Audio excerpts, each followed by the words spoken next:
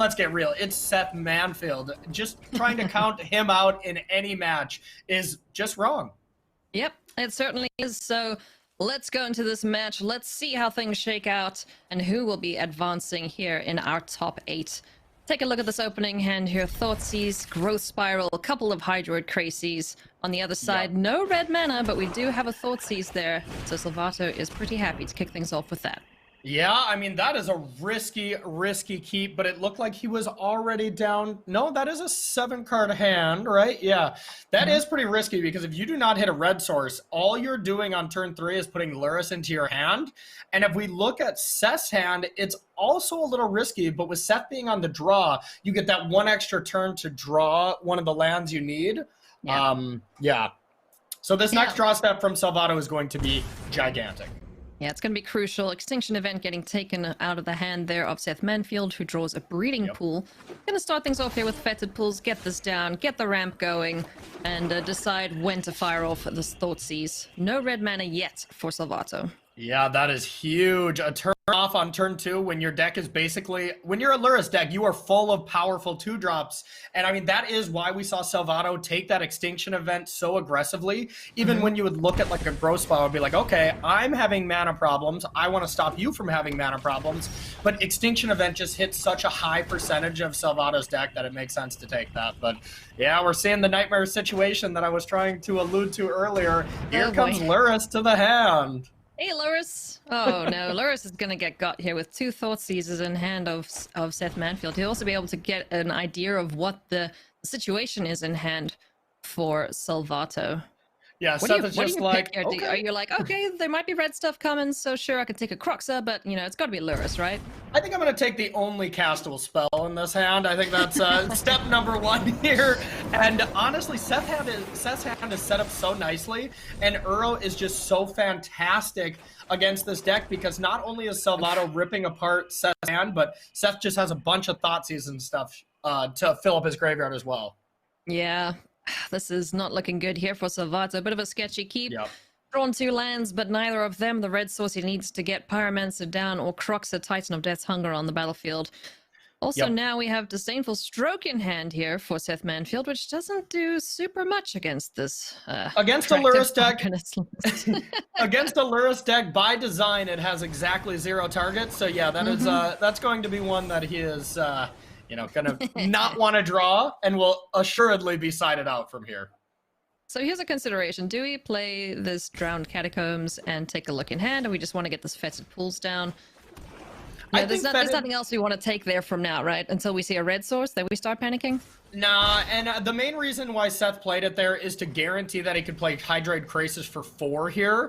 And I love that play. And we're seeing this calculated risk from Salvatto here being just absolutely max punishing here, just drawing swamp after swamp. And you gotta think, on the draw, keeping that type of hand reasonable. On the play, it's just really tough. And I'm sure Salvatto is going to be thinking against those kind of keeps moving forward for game 2. Put a little more bluntly, probably kicking himself maybe after seeing just the draws that lined up there. But you know, it's a high stakes situation.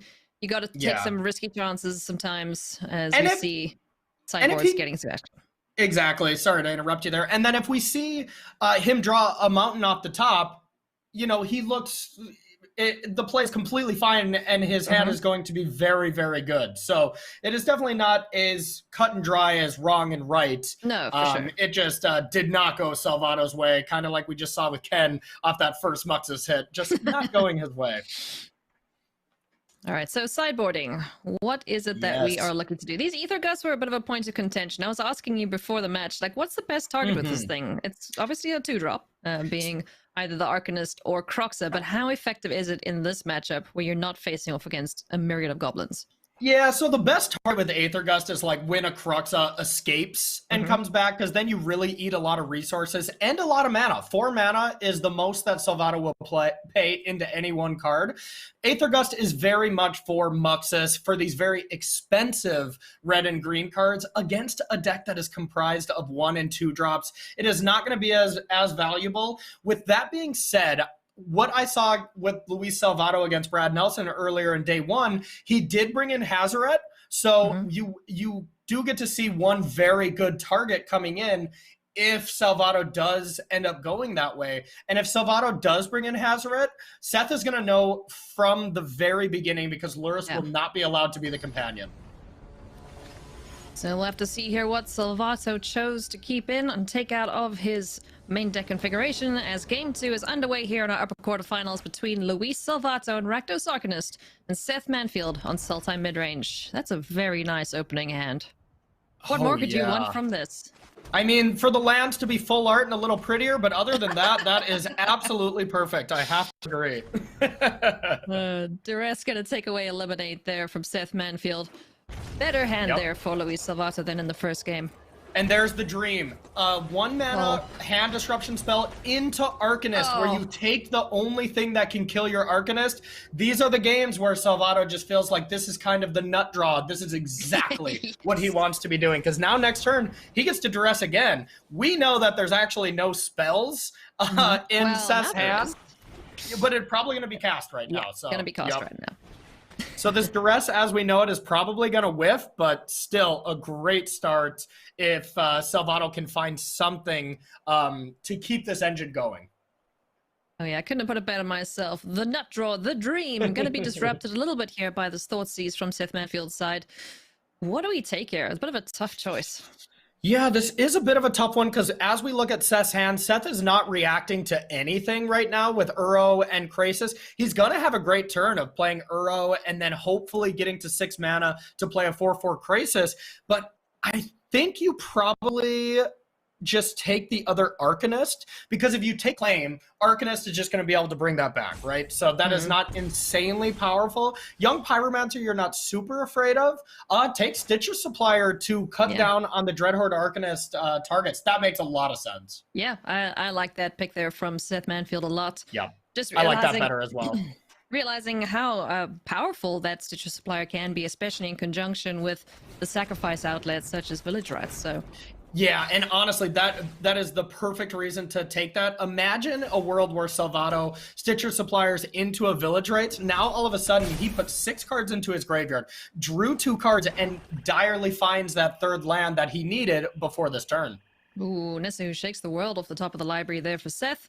But like you mentioned, we'll probably just see a Uro Titan of Nature's Wrath down on the battlefield, get some extra lands down, and then fire off Nissa next turn. I think Krasis is going to take a bit of a backseat here with this powerful Planeswalker being the draw. I think so, and God, this has just got to be frustrating for Salvatto. He used that duress on an empty hand, and if he were to have saved it, which I don't think it was the right play. I think duressing right there was correct, but if he were to have saved it, he would have got this Nissa instead of, duressing just to look at 2 more lands. So far, everything's just coming up Seth. Yeah, he's drawn really, really well here. But let's not count out Luis Salvatto. This deck can really get going if it finds key cards like the Stitcher Supplier or Village Rites even at this point, which he has drawn off the top of the library. So we can sacrifice one of these little elementals, create another one, draw 2 cards. Let's see what we find. Exactly. And when I say everything's coming up Seth, I mean he specifically had 2 lucky turns. He's still in a lot of trouble this game. Finding the duress off the top of the library, though, this can get rid of Nissa. 100%. And honestly, Nissa was not even that big of a deal because of that claim, the Firstborn. He could have just at any point next turn claimed the land, attack Nissa down, and then with Dreadhorde Arcanist, use Village Rite to sacrifice that land. So right now, Salvatto is not even that concerned with a Nissa. Yeah, I think he's just going to go straight here for the Village Rites. Yep. Sacrifice another creature, get another creature, and find Croxa. Okay, cool. So double disruption here in the hand of Salvatto. Yeah, and right here, this is just showing the power and the awesome synergies that not only Salvatto's deck has, but just how well Village Rite works with Young Pyromancer. Having to sacrifice one of your elementals and then immediately getting it back, just breaking it down to Village Rite, just 1 black mana, draw 2 cards, is insanely powerful. It sure is, as Nissa, who shakes the world, is taken away, and now we're going to see Croxa, Titan of Death's Hunger, discard one of these 2 cards. Seth Manfield picking the Thoughtseize. All right, Crisis, you're up. Let's see what you got here, friends. Yeah, and it's pretty much the only thing it can do here. But like we saw, we have that claim the firstborn. We actually couldn't cast Uro until we get this land anyways. So the one nice thing is this is a 3/3. So something has to be done about it if you're Luis Salvatto, because it can just block the Arcanist. And that's the only thing you can't have. So I don't know exactly what we flipped over. If we flipped over another Village Rites, great. We get to claim this Krasis, sacrifice it, get some damage in, and then we can claim that Uro one more turn if we need to get a final point of damage in.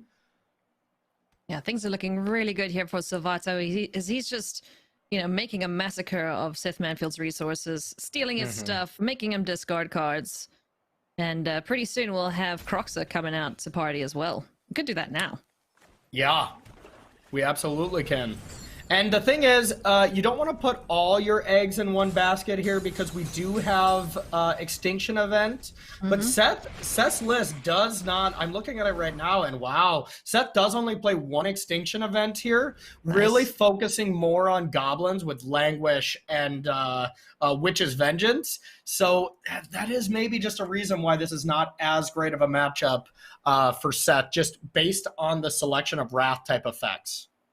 I love this. Such a disciplined play here from Salvatto. Just getting Croxa out of the graveyard, not attacking with anything, just hanging out, because we know next turn that whatever's on the battlefield here, he can steal. So Claim the Firstborn can steal the Hydra Krasis as well as Uro, Titan of Nature's Wrath. Yeah, having two Titans coming at you is probably the most frightening thing possible. So Seth has one option here, and it does make his life a little bit easier, and that's Thoughtseizing away the claim so that Uro can't actually attack back. But one thing that does do is you can still, one, claim in combat because you can Dreadhorde Arcanist and take the Uro, but also Kroxa attacking, you're not allowed to just discard that Thoughtseize and not take 3 damage. So you are not only taking 2 damage from the Thoughtseize, you're taking 3 additional damage from Kroxa next turn. Yeah, that's gonna hurt. So there we see the Thoughtseize taking that claim. It goes into the graveyard though, so we hello, Claim to Fame as well. So it's not sure. It's not highlighted, so that leads me to believe there are no creatures in the graveyard at the moment, but shucks, they're all in play. You know, it's not the worst problem to have. It's like, hey, I want to claim. Oh no, sorry, I can't. But you know what? This kind of allows Luis to attack a little bit more freely, right? Whatever dies, we can just bring back with claim. So we're not too afraid of losing one of our creatures to these big chunky boys on the other side of the battlefield. Well said. Yeah, absolutely. Because even if you lose Arcanist, you have another Arcanist to bring back. And like you said, essentially a haste Arcanist with claiming it, then faming it. And then you can actually bring back Bedevil, you know, a 3-drop that an Arcanist usually cannot synergize with. Just another very, very difficult mechanic here. Interesting. Yeah, interested to see how we block here for Seth. Oh man, this claim on the Stitches of Supply, obviously Salvatto wants it dead, and I'm pretty sure Seth Manfield knows that. Just being able to mill every time it dies and enters the battlefield, so... Yep, and one thing it does as well is if they do trade Titans here, then if Stitcher Supplier dies as well, it's basically already refueled. So I like this play from Salvatto. It's very conservative. It's not trying to, you know, like I said earlier, not put all your eggs in one basket, but he does just get insanely punished if Seth does draw that Extinction Event.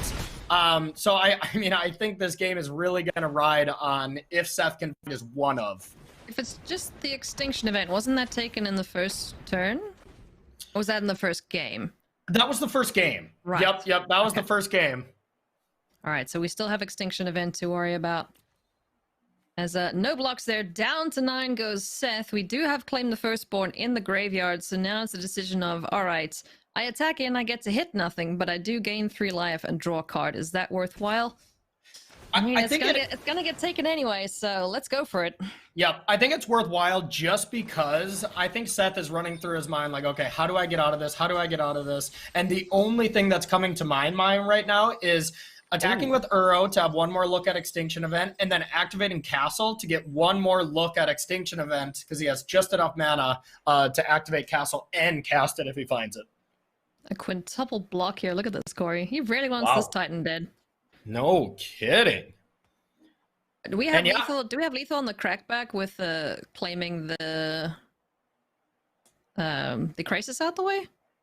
Because it's in the graveyard, so whichever creature is not going to be able to attack anyway. So I like this block from that perspective. Yeah, I like it too, because also Dreadhorde Arcanist is pretty annoying to be able to kill with the 3 toughness. So, yeah. I mean, Seth does not get to clean up all of this. Looks like he is prioritizing leaving 1 Arcanist on the battlefield. But, you know, like you said it, that claim to bring something back, you almost want to just claim Young Pyromancer and then fame it. And then you have a 4/1 attacking as well. Plus you get another token. And then, like you said, we can claim the Firstborn. So many claims in this deck. Then you can claim the Firstborn, the only blocker here. I lay claim to your resources, sir. Castle Locktwain is going to be drawing some cards here. Desperation times. Seth finds Ether Gust. Okay, all right, that works. We can get Crocs off the battlefield. It's gonna hurt when he comes back, though. That was gigantic. That was so huge, because not only is it not going to come back next turn, because you know we're not going to be able to get into the graveyard, but Seth can do it during combat, preferably beginning of combat or draw step, and make sure that next turn, if Salvatto wants it back, he has to leave it on top. But if you look at Salvatto's mana base right now, only 2 mountains. So even if we have 6 mana, you can't just play Croxa and then escape it right away. And also only 3 cards in the graveyard. What we could do, if Croxa gets gusted, is play Croxa, claim that instead of the Pyromancer, and deal 6 damage. That's also not too shabby. And then fame one of these creatures. Is that enough? 4 or 5? And then steal the Hydra Crisis out the way? Okay, so we can gust, play Croxa, claim Croxa. That's 6 damage. Down to 5. Then, yep, and then you only are attacking for 2. You can claim the Firstborn a Crisis. So I think it's only at 3, if my calculations are correct. And then 1, because you can fame one of the creatures. So I think we're 1 short. I think we're exactly 1 short. I think we have 10 damage. Yeah, nice fame catch. is +2, correct. +2, yep. So 3, the Arcanist would be 3, Citrus Supplier would be 4, 2 Croxa activations would be 6. So that is 10 damage. Yeah, very, very close to evening up these series from Luis Salvatto. Super close indeed. Still deliberating, though. Do I leave this on top, or is it going to the bottom? It's staying on top, so let's see if he goes the way we expect him to, or if he has something else up his sleeve. Another play that Salvatto can have up his sleeve here as a nice, just kind of consistent good play is just Lurrus, bring back Dreadhorde Arcanist, no attacks. I think that is a little bit worse. I really want to get Croxa in my graveyard so I can then, escape it next turn. And another nice trick with Lurrus and Croxa is just you can get a Croxa activation every single turn if Lurrus is in play. Like I was saying, I was playing this deck for so long leading up to this event, and I was learning something about the deck 2 weeks after I've been playing it, and that just was so cool to me. Yeah, this deck is super cool. It just plays on so many different angles. It's not, it's nothing like, a lot of the linear aggressive decks that we've seen, where it's just like, I'm going to try and dump my entire hand down as much as I can. No, it's using its hand resources in the graveyard. It's just such a cool deck to watch in action. And we do see that Luis opted to get the Lurrus of Dream Den down, get Pyromancer back, setting himself up nicely for the next turn. All of a sudden, with Uro in play here and not a really hard answer, this is starting to look pretty decent, and it makes me question some of the mid-level turns from Luis Salvatto, where, as you recall, he was playing quite conservatively and not really getting in there and, basically saying, if I attack with everything, there was that one turn where he would only lose like a Dreadhorde Arcanist, and he had a claim in play. So most of the time, playing conservatively up against a deck that doesn't have a ton of extinction events is the thing you want to be doing. But, never mind. Spark Harvest will be here to solve all the problems. All right, well, first things first. Shall we claim, get something out the graveyard, get a token out that's got Summoning Sickness, use that to kill off one of these creatures, and then steal the other one? Or something even better, using your Stitcher Supplier to sacrifice to Spark Harvest to get 3 more cards down and maybe finding another awesome spell from Dreadhorde Arcanist, like a Village Rites or something like this. All right, let's see what happens. So, Gusted Croxa again. Seth Manfield drew another Gust, so he had an answer there for the Titan.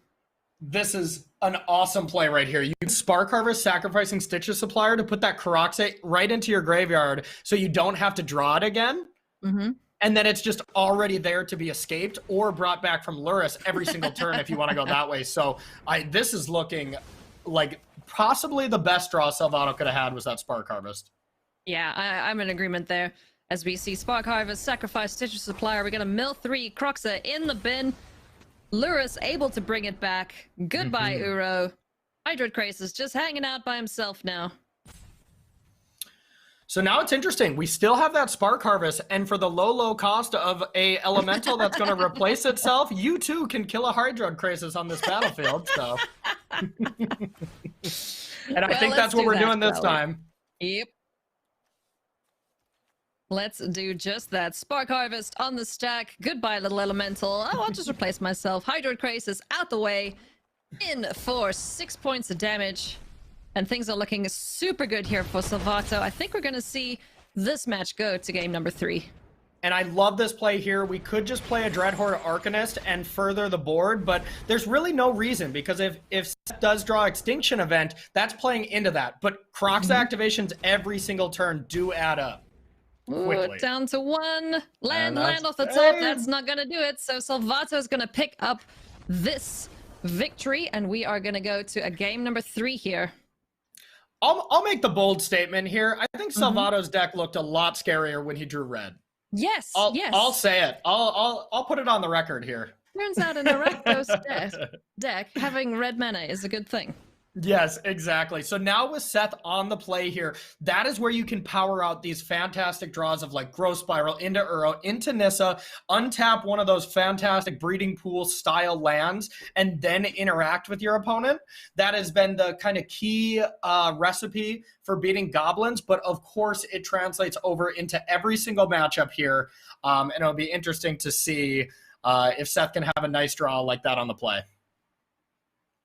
Cry of the Carnarium being in here is pretty shocking to me, because it is only hitting Young Pyromancer and the tokens. Yeah, I agree with that one. I thought that was maybe not the most high impact card.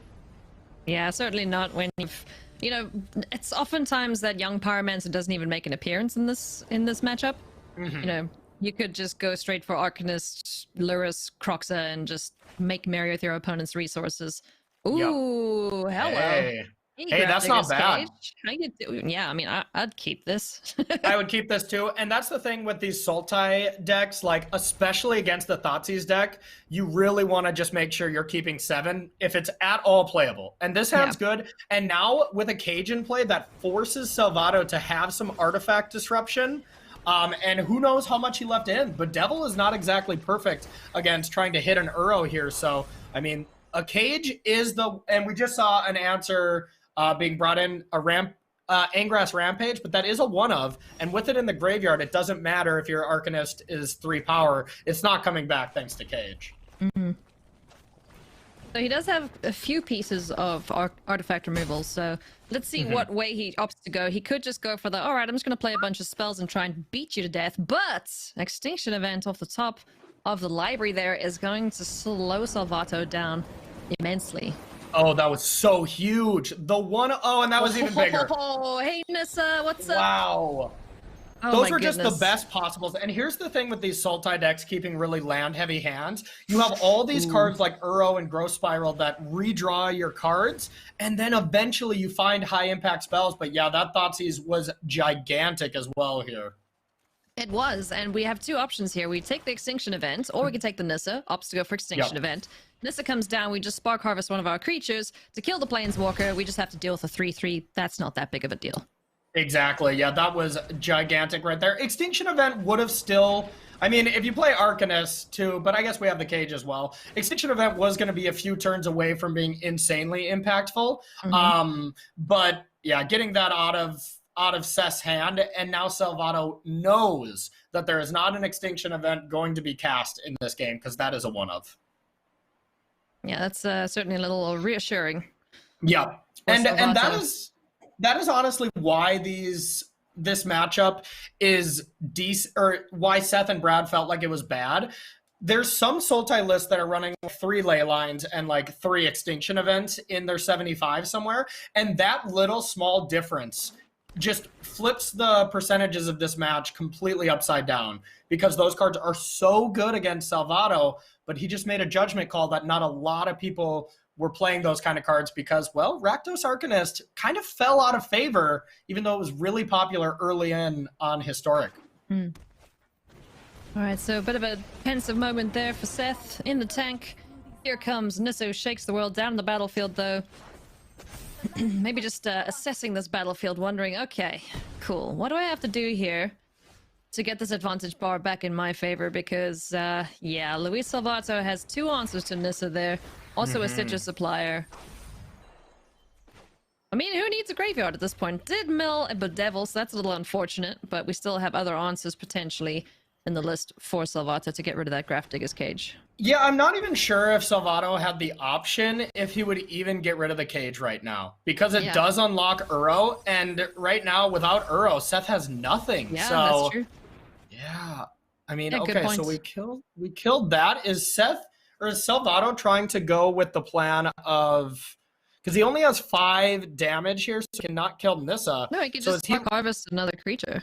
Yeah, that's what I'm wondering, though, is if he is interested in attacking Nissa for 5, letting Seth untap with it, make another creature, and then spark harvesting that land. So then once he attacks down Nissa next turn, now not only has Seth lost Nissa, but has lost 2 lands that are now not doubled. But yeah, I think this is the more conservative play, and a lot more can go wrong if you let Seth untap. But yeah, he also could have stripped a lot of resources from him if he waited, and Seth kind of bricked here. Well, we have a growth spiral. Yeah. That's going to have to put in some work here for Seth to see if we can find something meaningful at the top of the library, because this little army of little idiots, little knuckleheads, as Cedric likes to call them, is going to get the job done here for Salvatto unless Seth can find something meaningful. Yeah, right now, if you're a big fan of Seth Manfield here, it's not looking great, and Salvatto so far has just had his number since 2018 when they played off for the Player of the Year. I'm pretty sure Seth doesn't want to be reminded of that right now as he goes for this growth spiral. Let's take a look, see what we find. We also have the Zagoth Triumph we can cycle. What is it? Essence Scatter. Okay. Yeah, man, even with the cage on the battlefield. Okay, so one thing, when the cage is on the battlefield, the thing that Salvatto needs, not that is like helps him out on the plan, step 1, getting rid of the cage is helpful. But if you cannot do that, what you absolutely need to cross over the finish line is Young Pyromancer. It's really the only way these Rakdos decks commit a clock when you cannot bring back Croxa, when you cannot use Dreadhorde Arcanist. When Dreadhorde Arcanist is only a 1/3 trampler, you know, it's not very powerful. But Young Pyromancer and an army of elementals is still pretty scary, even with a cage. Yeah, this is a bad situation for Seth Manfield. If he doesn't draw something off the top here now, you've got to think that this game is going to Salvatto, and we're going to find yet another person advance in our top 8. Absolutely, yeah. The winner of these two will go play Gregors Kowalski in the next round. And, I mean, for Seth's best draw here, just because he doesn't have any more extinction events, which are very powerful, he still does have language, which is actually better in this specific battlefield because, well, none of these cards are coming back if we have cage. So if we get a languish, all of a sudden this game is basically over, and Seth will have 2 draws at it with this Triumph. So this is huge. Let's see. Triumph into Triumph into land. That's not it. 2, 3, 4, 5, 6, 7. Okay, it's only 7 damage on the backside here, so Seth is not dead completely yet, but I think you have to cycle this Triumph and hope to maybe find an Eliminate, maybe find an Uro to gain some life, but... Yeah, I think Uro is your best draw at the moment. Yeah, Uro into Languish for next turn, I think, is what I'm hoping for. It's another land, man. Oh, goodness me. Seth Manfield not finding what he needs to stay in this game. We're going to see a big old swing here from Luis Salvatto. 1-off, like you mentioned, Corey. Mm-hmm. It's do or die time, Seth. What you got? Yep. But hey, we're going to be at the same situation where if a Languish comes down, Seth can be at 1 or 456. He's going to stabilize and not have a board that's going to immediately kill him next turn. Yep. So here we go. This is going to be for everything to see who advances to the next round. This draw step. Spend your energy if you're a Seth Manfield fan, friends, because he needs it. Oh, man. No! No! Game, he says to Salvatto with a fist pump in the air. You can see how much this means to him. He is going to pick up the victory here against Seth Manfield. Just Wow, look at congratulations. His face. Look at his face. I think he's excited. I'm pretty sure. I think he's excited, yes. I'd be excited too. That first game did not go his way at all. Second game, he was absolutely dominant. And the third game, Seth Manfield flooding out a little bit there, not finding the answers. And Luis Salvatto is the victor.